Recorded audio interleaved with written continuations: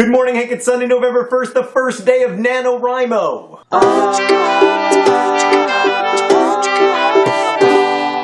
In case you don't know what NaNoWriMo is, it's National Novel Writing Month, an annual event in which people try to write a 50,000-word novel in a single month. But Hank, before I talk about NaNoWriMo, I think I need to discuss something that's been on all of our minds. My puff. It's big. Sarah pointed out the other day that the puff has gotten so big that it's kind of three puffs. It's like baby puff, mommy puff. So I apologize if the puff distracts you. So Hank, when we first started Brotherhood 2.0 back in 2007, when homeownership seemed like a good investment and YouTube was square, all these nerdfighters started asking me, have you ever done NaNoWriMo? And I was like, no, everybody knows it's impossible to write a good book in a month. Which, by the way, is true. Wait, what about On the Road? Yeah, contrary to popular legend, On the Road wasn't written in a month. It was written in 7 years. Okay, I was wrong about On the Road, but what about... No, there is no such thing as a good novel that gets written in a month because... Hold on, pretentious McAsshat, let me finish my point. What about Babysitter's Club 43, Claudia's Sad Goodbye? Oh, that is a great book. Seriously.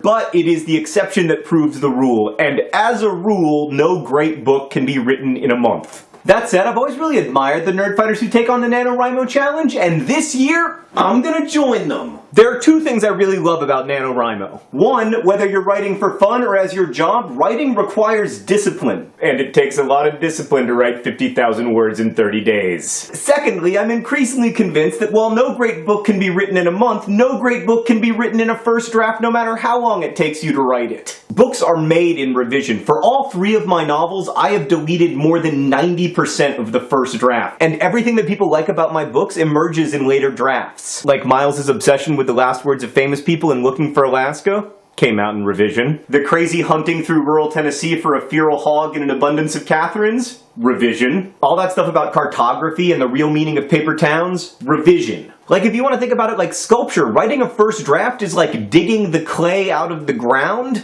and the revision is when you actually use the clay to, like, build something that you like. I am a writer. I come up with metaphors for a living. Like that one. See, that was a good example of first draft failure. Hank, let's edit that metaphor. Okay, if you want to make a chair, your first draft is cutting down the tree, and then revision is... This is why my books take 3 years to write. What NaNoWriMo does for writers young and old is give us permission to suck. So NaNoWriMo forces you to be disciplined, and it gives you permission to suck, which are 2 of the things you most need if you're going to be a novelist. The other thing you need is an adequate supply of snacks.